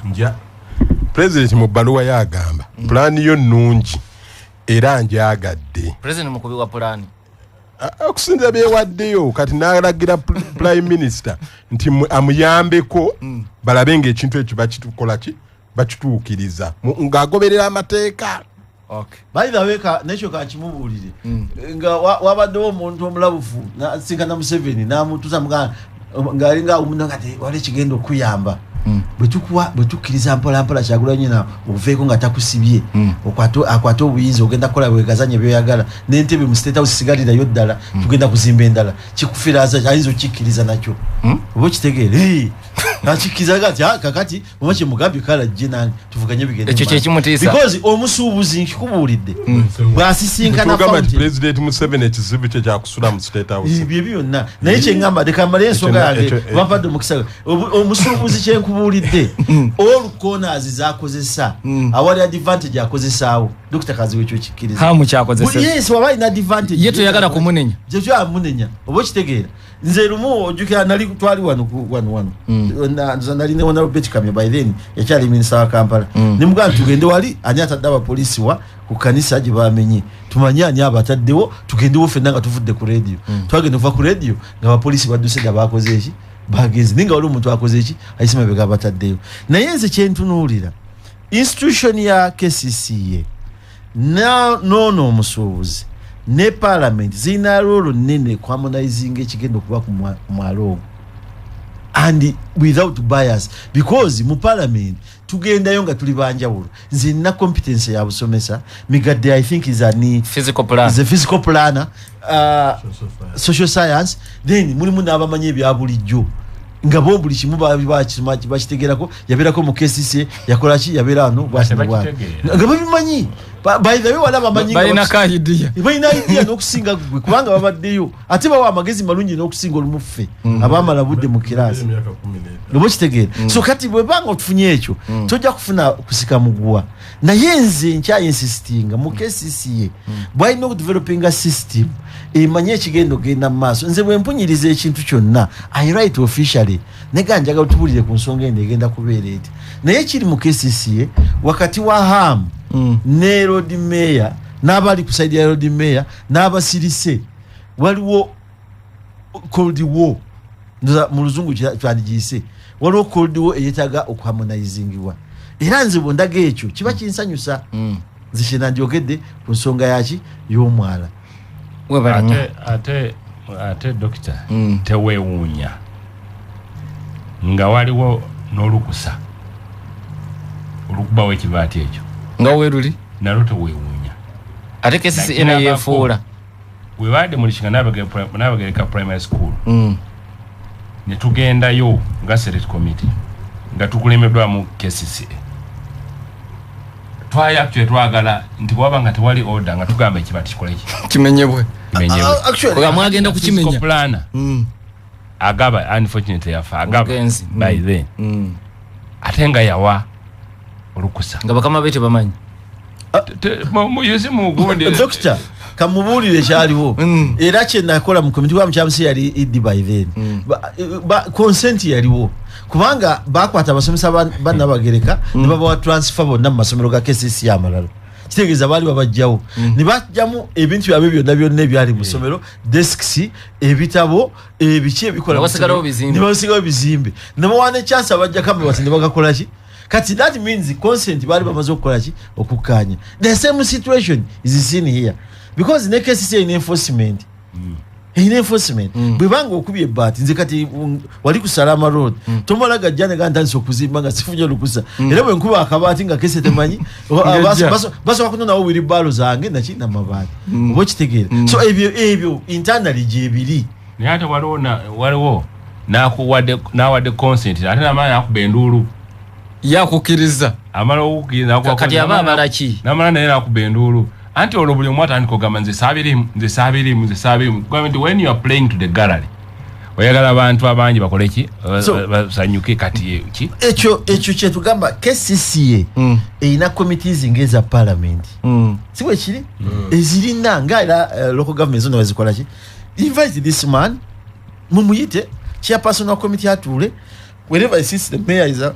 free to be there atule abawe ideas zakola ki zalita then mumu taking on task wange is a barua okufulumanga ya M7 teyazi officially someone got it from somewhere naga neno mujifune nti ekola ki etambula mu public mujikole ki consume it kati bojja mu case no je barua zomuga nene yewe bwakwata na kivuwa mukwata bote kati na kivuwa yo mulabo mufuna abalina obuyinza kubo memory ya mugundi eyo ba consentinga wonna nibo boye kisawo nibakiza developer akole byakola ki byayagala era hamu akugamba interest za government as protecting atya ebivaye bigenda mu government bino kola ki ogendayo naye bobo oli awo ngoloza ati omusubuzi haja kutulanga laba wali opportunity ojiwanise mu public nga tojitute officially you are getting okiruzinga tolina boyinza kutambuza nsonga za properties mu KCCA nga to meeting because abagala plot mu Kampala mu category abazagala Sewungu sirimu sente sizina ndi ku musala gwa parliament mu ntalo zino era nawo kisenyezaako ne ku mutimbagano gye kiri ndi lukwaga kuba nupu ne nupu bakansata ne basala okuzza omuliro naye kyewunyisa nti bw'otunda ne executive ye kimu kyakubiri era nupu obuzibu buliwa obuzibu bwa Kampala nze nabufunako mu kisanje ekyasooka nga nyigira parliament bayina entale nali nkulembera DP mu parliament nagezaako kusinkanya abantu abo nakola buli kimu kye nali nsobola nze nakola egwange bagenda mazanga begobye badda mu kalwako okubiri bonna ne bakola ki ne bagwa mu politics buli mwayina enkola ye gyakolamu eyaki ebyobufuzi nze Kalungu bwe nfuna gwangamba nti anvaako munyivu nze mukubira simu ne munoonya gwe singa okwetaaga era ngamba atuwaye mukyala agamba nze nakola akalulu piki yange yafa Sewungu talina kye yali ampadde ngamuga nti ani ayogedde nti Mpindi mumpe namba nga mukubira Mpindi nze Sewungu wali wadde okuwabula kuba ekikugu ne bannabyabufuzi kati ate kuwabula kikuba nabyabufuzi ne bannabyabufuzi by the way nakyo n'abaliyo nga bakansala babanumpa babaki era the fountain is old mayor Lukwago balina ku addressinga gy'akola ki gyali Kasajja maanyi takola mu byabufuzi Kasajja afuba takola mu byabufuzi naye challenge ze mu Uganda ennene gye tulina okulwanisa nze nali Nairobi nentunulira abavubuka ku Sande baba bekwata ku video mu kibuga wonna wakati olaba abambadde obulungi abalina biki nembuza abasajja ba taxi nembabuza naye kino kiki nwanga nti abo bonna abaana boolaba bamaze okusoma basoma catering ono yasoma kiri yeteeka ku Twitter yeranga kufuna muki mulimu yebwe amala okwekwata ngekasika ku TikTok asabe kyakola ne byakoze eki ne byasomye mu Uganda abasinga be recordinga kuvuma Sewungu kuvuma Dr. Kazibwe kuluma Sewungu ani naye tibaleeta issues zitambuza genda muki mu maaso kati omutimbagano tukukozesa bubi nnyo gwandibadde gulaga Sewungu chapati zensiika nefuna bakasitoma oba naye kati buli ajja akuba Lukwago bwaba takuba Lukwago kuliko majema pangisi tusasule tumuyisemu egaali income era bwogenda ku Twitter bwolaba Twitter ya Muhoozi byabataddeko byonna ne MTN zirangirako because bamanyi nti alina following ya million nganja bogenda kuyakyagulanye olaba bonna boogera naye abataddeko business abazitaddeko abatunda engatto bazitaddeko abatandise okukola ekintu gundi kubanga yamanyi nti abagenda okusomayo bonna bajja kulaba engatto ze zakola kati bano mu KCCA Kasajja afuba n'okumanya nti nze bwe ngenda ne muyisaamu eggaali kiba kikoze eki because it is not solving anything hamu agenda mu maaso n'okukola omulimu egi but you need sanity mubemu nga mina coherence kubanga at the end of the day bwana amala okuzimba nga mwalwana era omusolo ababwe bajja okukola ki sina kindi nga ne mu office wagono obeeramu obostege kubanga era omusolo ojja guyitamu ogunone ogukole ki ogutwala nze nali mpakanya okuzimba kuleirwe nali siwagira kati bateekawo bagita arena naye abaana bange banga dadi twaga kutwala mu arena kati mbabuuza ngane gendayo katukomewo ampuliriza omulungi tukyalife na program parliament yammwe abantu baffe mwenna tubategeeza nti waliwo abakuleetedde enzijanjaba empya ey'omulembe eri abo abalwadde b'omugongo amagumba nga gaseeseetuse naavuzi nga zikutawaanya n'omugongo kuluma mujje babajjanjaba ate ku ssente ntono bakola therapy treatment massage wamu ne home care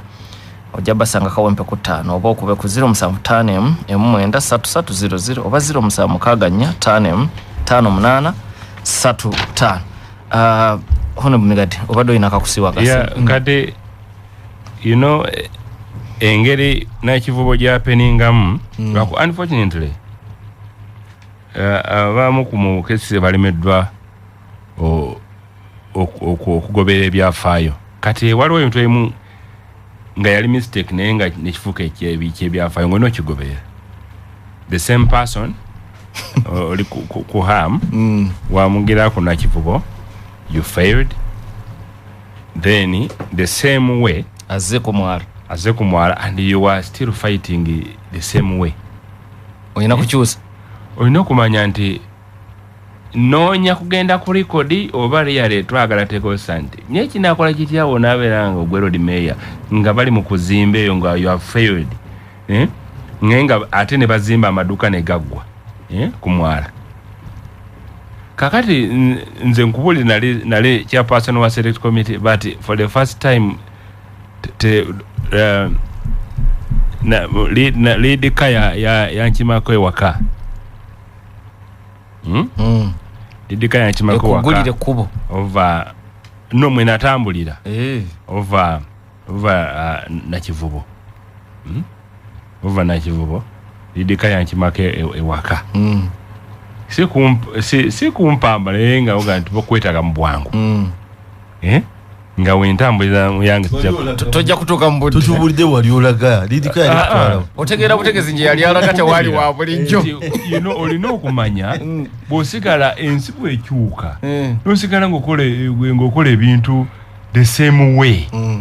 ogenda kufuuka laughing stock ng'oli mu ofiisi ng'eri bazimba naye ng'ekibuga kikyo yagala genda ku record nti nze bikyamusaabye genda ku record and by the way nkubuulira nti wantu nga president yali alabye nga alowooza naffe akakiiko select committee tugenda naffe tuwakanya construction of the stadium kyekikuyisa kakati naye agenda okulaba ku kakiiko nga nze chair kuliko honorable Mpuuga opposition nkubuulidde ebiri nti oluusi omuntu walowooza nti bwe kinaayita through the right procedure abantu bagendengeza byobufuzi kuliko Kasiano Wadri kuliko Winfred Nwagaba so that's why I was called alone because bano we bandi bayise ne bagenda wano ku TVs ne radios ezenjawulo bandi gambe bageze mu State House ne kola kalaki ne bali nengo lyagamba nti yali amboza what we have discovered ku interactions because never not wagenda nabo no because banchimanganzi bachimanganzi so netukanya nti really problem waliwo nti issue si ya kisaawe actually nkubuulira amazima tinakivubo twagenda okuzura olutalo terwayirwa kisaawe olutalo lwali lwa plot ezeetolodde ekisaawe nga bano bonoona abavaayo baka nti gundi agenda ingira mu plot yange nono nga issue si ya wali awazanyibwaki mpira nga wali awo omupiira buli mwayagala wabeere so kakati nakuino ebbaluwa eri yawandikwa minister wa sports yali Baka Bulindi baluwa ne minister wa education kati ye vice president luli president gwe yawandikira kati this time yawandikidde prime minister so tebiri different omuntu goba wandikidde waki ye wenjawulo so nze ndowooza nti Lord Mayor kiyandi badde akola and by the way nkubuulira nti nze kinawulirako nti balina cases erina kyeyaprovinga ku bibaati ebyo kukkiriza ebibaati kumwala kasitaba bayise bana abakosa tunategeera ku lwokubiri abakosa sibanyoma naye tebalina buyinza baba batuula ne infrastructure bugituuze wamu nabo bayisaamu maaso ate ekirala dokita nze mbadde mu Kampala Kampala ono abantu abali mu KCC awo I don't know people they used to seek for advice Kampala yayina abameeya bana omwami Sendi Kadiwa yayina Kijambwe Makindye yayina Hasibu takuba ndowooza yali takubuweka wente nassa kibirige takuba waliwo polotaziyo kintu bonna bakyali balamu lubaga mwogedde lubaga Sendi Kadiwa kakati ire nojja waggulu neyiga nze by the way kankubulire bwe mwana nabyo njagala okumanya tuyinza kungana kubuuza yiga ku bintu ebyo abantu bali mu KCC do they find time okuyita abasajja kubanga byonna ebiri mu Kampala mwe batambulira byakolwabo be batambuzako KCC ng'ekyalina emisolo nga weegiri ne bazimba ebitebe byonna nga bikola ki nga bitambula ate bakolera mbasajja abaali abagumivu omanyi ffe kati kategori yaffe gye tulimu ffe twereeta mu byobufuzi abo abasajja baaleetwanga basajja bakulu ne bajja you need such audience ekubuulire bono mbw abaakola ekintu bwekiti nebwekiti kigenda kubeera kitya bwe tuba tumusisinkanye mubuuza ebikina bino naye kati waliwo talwani awangula ani mu luzongo bano bakyemeza bokka bali baalinga Nachad kati kusoomozebwa kukirangensi izo facts zosobola zijjawo nze ndowooza gye tulina okukola kujja byabufuzi mu development ya Kampala kijja kutuyamba ekyo kiyinza n'olutalo oluliwo kakati wano bakugambye waliwo omukulu asindikidde wano message n'agamba nti bakansala bo bagamba nti badisikasinga Jagula Channel ate Jagula Channel eriwemu ku Nakivubo Channel eri Jagwera ndowooza oba Jagwera simanyi naye anagambe Jagula Channel n'amaana agamba nti Lukwago yawandiikira Lubongoya ayite bakansala abo aba Nuupu okumanya ensonga lwaki bagikiriyalinga mu kanso naye Lubongoya bakansala teyabayita ye n'asalawo n'ayita batembeeyi ani ayita abatembeeyi Lubongoya n'asalawo n'ayita batembeeyi ate abatembeeyi be baayita ne bakaabiraawo amaziga amayitirivu kati olaba nga tuli mu byabufuzi tewaliwo nsonga ekola ki eyamba ku Lukwago yawandikira oli ayite bakazi okusamusamuli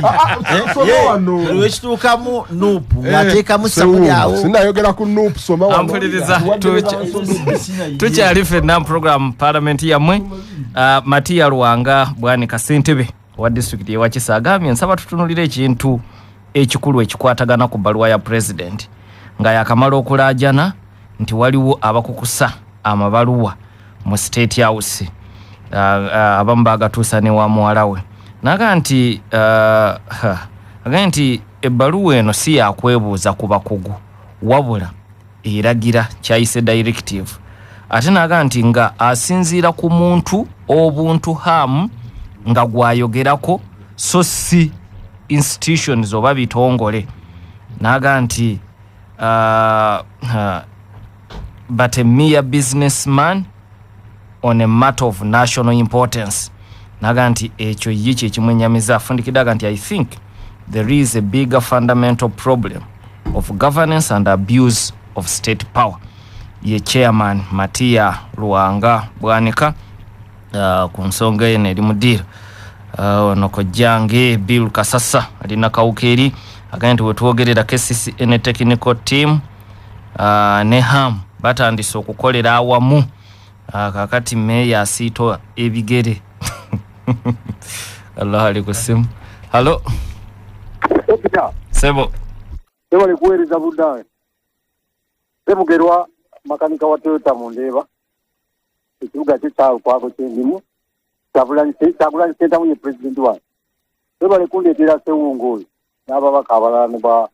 n'emira ebibuuzo biri ebisamusa abantu bonna abaka palamenti nekibadde bagugulana ne hamu ku kisaawe n'abaliriza n'abasinga mu Sewungu n'abazimba ekyo teba advantage ogamba kati tukuli ku mwala gwagenda okubiikako gubenda ababbi tebaba wansi ekyo tekiba kitono nnyo ku byobufuzi bya mu bimizannyo Ssebungi mu tufuga nga twandibadde tukonsedinga ku byabukulembeze bitwala bijjako Mwami Museveni kana akaala obwala nga n'ekitalo kyayita kayinza otukayanye nnyo okuba ng'ate era bajja kukatwala naye kye twandibadde tugamba Mwami Lukwago aleete ebbaluwa eraga Gulu ekizimba bwoti naffe bannayuganda tumuwagire nga tugamba yakugambye kuzimba bwoti n'ozimba bwoti leero munaakaana nga mugaa tazimbako nga n'ekitalo yakizimba n'amaduuka kwegali tujja gamba nammwe muli advantage mu kunoonya byammwe ze mugero makanisa wa Toyota mu kibuga. Obale nnyo. Sempeke Muhammad agambye Road Mayor singa teyavuddeyo kukuba nduulu bonna baabadde basirise hamu akole nga talina lukusa ekitegeeza Lukwago ye ngabo y'abanaku. Naga nti nze mulangira Jemba Abe ga Bigogo okuva Essemuto ekyahamu okulaakulanya ekifo ekyo nkiwagira 10 ku 10 ebyobufuzi ebizannyibwa bidde ku bbali emitendera gigobererwe akulaakulanya ekifo ekyo si buli kimu nti kyakuwakanya buli kadde. Halo Sebo dokita Sebo wange webale kuweereza ggwanga lino muzeeyi ono musajja muzeeyi Mpologoma abakulu bonna boolina mu studio bonna mbalamusizza n'embebaza okulambika obulungi ensonga naye amanyikano ebiganzigweramu dokita ku kyokumwala ekya amu kyandibadde kituufu omwala okukulaakulanya n'abaganda baffe abadde bakolerawo agenda bbawo omukisa bagire nga bakolerawo ekyokubiri ekyakubyewo ekibaati ekibanti kino baleke bagire bateekako anga zaabwe nga bateekako engoye zaabwe nga bateekako n'ebintu ebirala ekyabakulembezi ba Nuupu bakansala kubanga balidde sente ekyo tekituufu waliwo bakansala wa Nuupu balina bwetaano bupya sente baziisa de yali kwako kyayogera nti aba Nuupu balidde sente ku mwalo ogwo sente baziisa naye amuze kyemusaba omwala agukulaakulanye naye baganda baffe abadde bakolerako bamufuna mpola babakkirize babe nga bakyakolerako Muzeeyi Mpologoma. Webale nnyo Mpologoma. Chairman w'Emasajja Division JB Kiyaga agamba nsaba tutunulire nnyo abantu abawangaalira ku mwala naye mpagira enkulaakulana ku Honorable Migadde enguudo zaayogeddeko mu Greater Kampala. Chairman Kiyaga nti enewange enguudo ezisinga ebikomera twabimenya nga tukkaanyizza n'abantu ku lw'obulungi bw'ekitundu era tetwabasasula naye enguudo zikoleddwa n'endala ziri mu kukolebwa. Halo Mukadde wange Sebo nkulamusizaako nnyo webale kuweereza ggwanga n'Obuganda. Honorable Councillor Bakikakase ow'omu Kitawuluzi Zone abakulu b'amasimu ku TV ne ku radio mu ggwanga Uganda ekibiina kyatuli bumu ensonga nziwulidde neebaza nnyo omukulu Meya Erias Lukwago okuvaayo okubuusa bannayuganda era mwebaza okukabeera ttanga taiti. Mukulu wa miisi nze kyenjagala omugamba kiri ekintu kimu emyala tugirina mu Kampala yaffe wano ate janjala nnyo na mu budde bw'enkuba ekimuzimbya ku mwala nga naawala we wali wasobola okuzimba kiki awo wokka waalaba agendeko nammanva eri ewala bazimbe eyo okusinga okwonoona Kampala. Amazzi gagenda kwanjala mu Kampala wano ffe tetwetaaga abantu bazimba ku myala songodo. Wabale nnyo. Arafat Kibuka ali Nsangi agambye ndaba Mwami Hamu asinga kuwulira pulezidenti era amaanyi gyagajja KCC ebiragiro byayo biringa wuzi za nabbubi. Ekirala Lord Mayor ne Hamu yesaawa batuule banywemu ku kacaayi.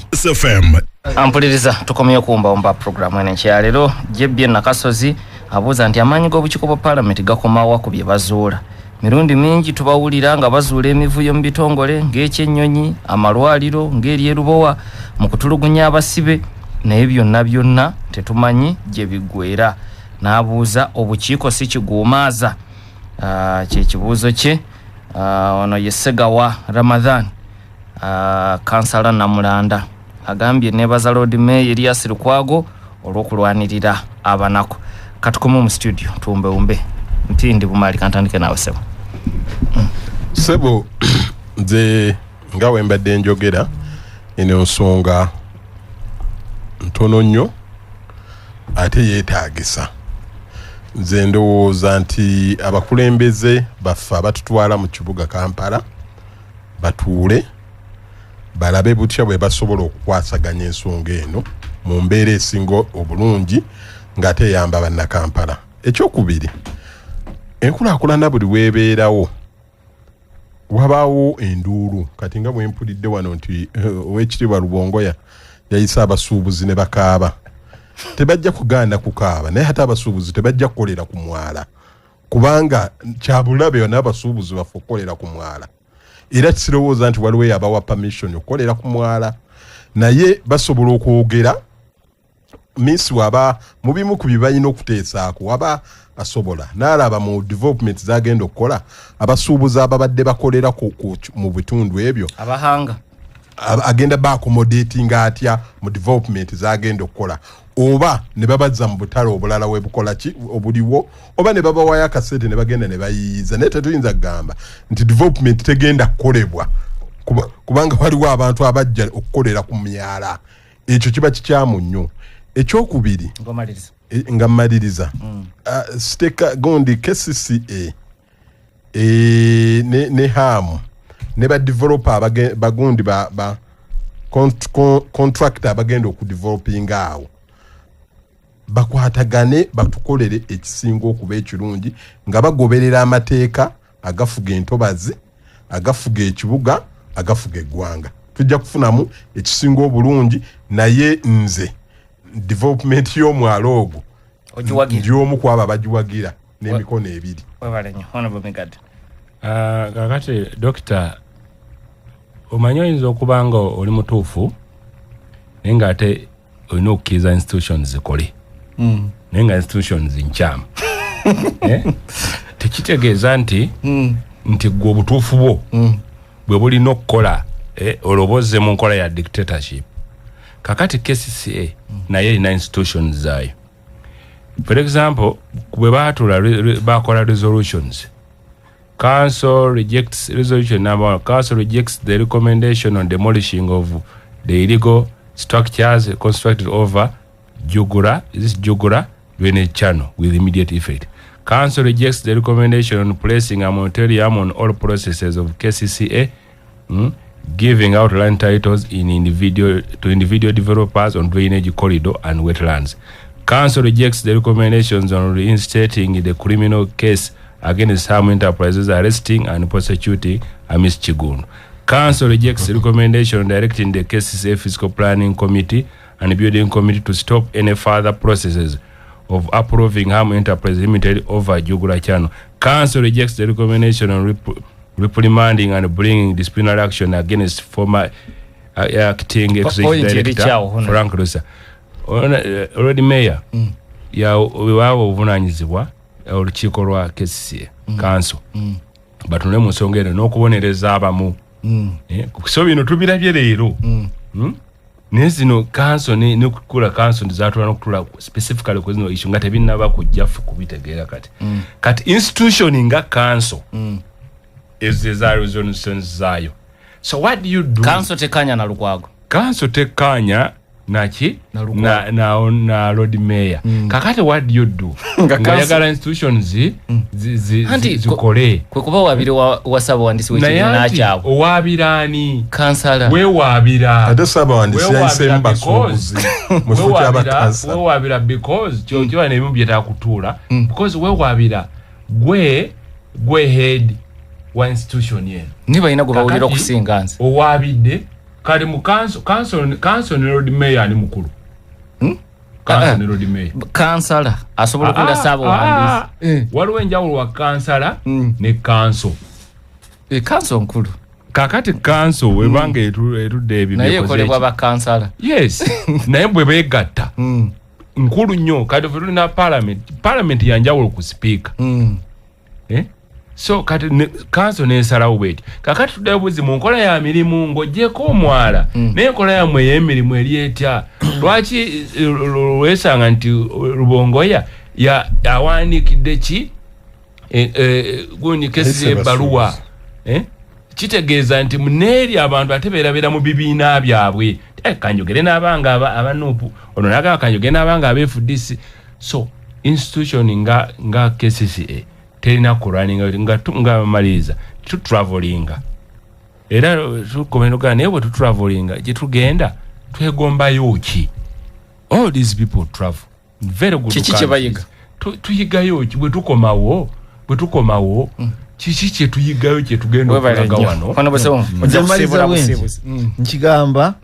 tolina bw'ojja kwewala basuubuzi. Ekyokubiri komiti ya parliament ya infrastructure tesobola kukola kunoonyereza nga tezze wansi awo. Ekintu kino tukyegendereze. Nze nalaba nga bagoba Utoda saakiwagira. Utoda baali bagijjawo era entalo zaava mu KCC awo. Biki ebyatereezebwa. Esente fa opposition nzisewu ngokujjaho government nanga abasuubuzi mbaagala. Bebalina okumpa ku ssente. Mu undercurrents mbalabamu ne bampa ssente. Wekitegeera. So abantu ba KCCA mutule n'abasuubuzi bano mmanye omugaso gwabwe. Baba balina interest zaabwe mutule muzitunuulire wezigaana okukkaanya zijje mu institution ezikola ki eziddako. Naye njagala okulaba kati Kampala teyina taxi nnungi n'akamu. Katongole bye yakolanga mbudde bwa Itoda yayinanga ebikyamu ku side yafu. Abo opposition twamukozesanga drone toziraba. Antiraba abo opposition twakozesanga Katongole nga n'aba government bamukozesa. Fena twafunangamu. Fena twafiru. Kati tuna order system ya awangale Ssaabasajja awangale.